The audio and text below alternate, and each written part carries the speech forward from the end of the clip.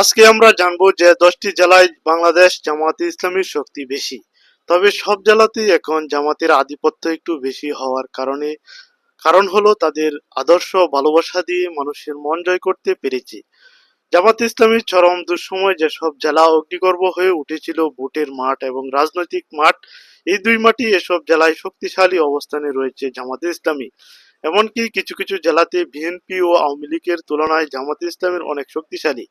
আওয়ামী লীগের দুঃশাসন আমলে সবচেয়ে বেশি জামাতে ইসলামের খারাপ সময় দেখেছে এসব জেলার মানুষ।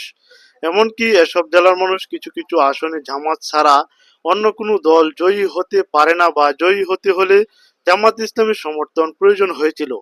1991, 1996, 2001, 2008 সালের নির্বাচনের ফলাফলকে বিবেচনায় নেওয়া হয়েছে।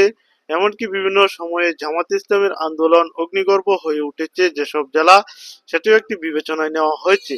তালিকার মধ্যে 10টি জেলার কথা উল্লেখ করা হয়েছে। তার মধ্যে 10 নম্বরে রয়েছে কক্সবাজার জেলার নাম। বাংলাদেশের যে কয়টি জেলার জামাত ইসলামী ছাত্র সংগঠন ইসলামিক ছাত্র শিবির শক্তিশালী তার মধ্যে অন্যতম হলো কক্সবাজার। 2008 সালের নির্বাচনে জামাত ইসলামী সারা দেশে মাত্র 2টি আসন জয়লাভ করে। তার মধ্যে একটি হলো কক্সবাজার 2 আসন।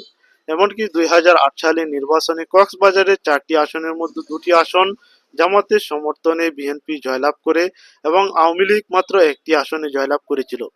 তালিকায় রয়েছে 9 নম্বরে ব্রাহ্মণবাড়িয়া জেলা। 2001 সালে নির্বাচনে জামাত ইসলামের প্রার্থীর সদস্য রেকর্ড করা হয়েছে। তাছাড়া বহুবার জামাত ইসলামের প্রার্থী এই জেলা থেকে সংসদ সদস্য নির্বাচিত হয়েছেন। জামাতের বহু আন্দোলন সংগ্রামী এই মানুষ ছিল অগ্রগামী। সাধারণ এই জেলার ইসলামিক রাজনৈতিক দলগুলোর আধিপত্য একটু বেশি থাকে। তাই বিগত আওয়ামী লীগ সরকারের সময় এই জেলার জামাত ইসলামী শক্তিশালী প্রতিরোধ গড়ে তোলে। তালিকার 8 নম্বরে রয়েছে ফিরোজপুর জেলা। এই জেলায় জন্মগ্রহণ করেছেন জনপ্রিয় ইসলামিক বক্তা এবং জামাত ইসলামীর অন্যতম গুরুত্বপূর্ণ নেতা প্রয়াত আল্লামা দেলোয়ার হোসেন সাঈদী রহিমাহুল্লাহ। দেলোয়ার হোসেন সাঈদী নিজ জেলা হওয়ায় এই জেলার মানুষ জামাত ইসলামীকে ভোট দিয়ে থাকেন। এই জেলায় সংসদীয় আসনগুলোতে বহুবার জামাত ইসলামের প্রার্থীর সদস্য হওয়ার রেকর্ড রয়েছে। তালিকার 7 নম্বরে রয়েছে পাবনা জেলার নাম। পাবনা জেলা বরাবরই জামাত ইসলামের ঘাঁটি হিসেবে পরিচিত পেয়েছে। এই জেলা থেকে জামাতের বহু প্রার্থী সদস্য হিসেবে নির্বাচিত হয়েছেন। এই জেলা থেকে জামাত ইসলামের যে কোনো আন্দোলন শক্তিশালী সংগ্রামী প্রতিরোধ গড়ে তুলেছেন। জামাত ইসলামের সাবেক কেন্দ্রীয় আমির অধ্যাপক মতিউর রহমান নিজামী এই জেলায় জন্মগ্রহণ করেছিলেন। 2001 সালে নির্বাচনে পাবনা 1 আসন থেকে তিনি সংসদ সদস্য নির্বাচিত হন। তালিকার 6 নম্বরে রয়েছে মৌলভীবাজার জেলার নাম। বাংলাদেশের জামাত ইসলামের বর্তমান আমির ডাক্তার শফিকুর রহমানের নিজ জেলা মৌলভীবাজার। যদিও মৌলভীবাজার জেলায় জামাতের আগে থেকে আধিপত্য ছিল এবং এই জেলা থেকে জামাতের প্রার্থী সদস্য নির্বাচিত হয়েছেন, তারপরও জামাতে আমিরের নিজ জেলা হওয়ায় এখান থেকে জামাত ইসলামের আধিপত্য একটু বেশি। তালিকার 5 নম্বরে রয়েছে লক্ষ্মীপুর জেলার নাম। এই জেলায় জামাত এতটাই শক্তিশালী যে বিএনপি ও আওয়ামী লীগের মতো দল এখানে অসহায়। যদিও এই জেলায় বারবার বিএনপি জয়লাভ করেছে, কিন্তু সাংগঠনিকভাবে এই জেলায় জামাত শিবিরের একটি বিশাল দুর্গ। তালিকার 4 নম্বরে রয়েছে বগুড়া জেলার নাম। বগুড়া জেলায় সাধারণত বিএনপির ঘাঁটি হিসেবে পরিচিত।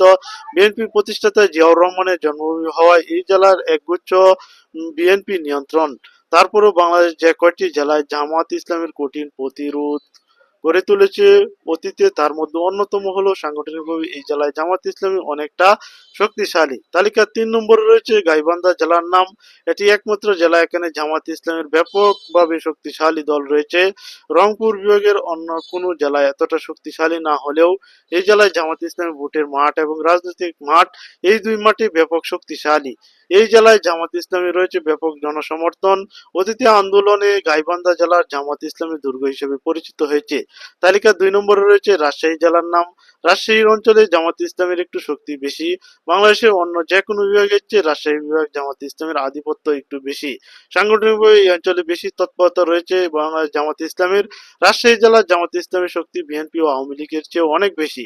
তালিকার শেষে অর্থাৎ 1 নম্বরে রয়েছে সাতক্ষীরা জেলার নাম। সাতক্ষীরা জেলার জামাতের আন্দোলনের জন্য এই জেলাটি সবার নিকট পরিচিত। জামাত ইসলামী এই জেলা এতটাই শক্তিশালী যে সারা দেশে বাকি 63 জেলা থেকে এই জেলা আলাদা হয়ে উঠেছে শুধুমাত্র জামাত ইসলামের আন্দোলনের জন্য। সাতক্ষীরাতে জামাত ইসলামের ব্যাপক জনসমর্থন, এই জেলা জামাত হিসেবে পরিচিত। তবে বর্তমানে বিভিন্ন দলের রাজনৈতিক কোনো দল অন্য কোনো জেলাতেও জামাত ইসলামের ব্যাপক শক্তি লক্ষ্য করা যাচ্ছে। যদিও এভাবে চলতে থাকে তবে জামাত ইসলামের নির্বাচনে ব্যাপক জয় হওয়ার সম্ভাবনা রয়েছে।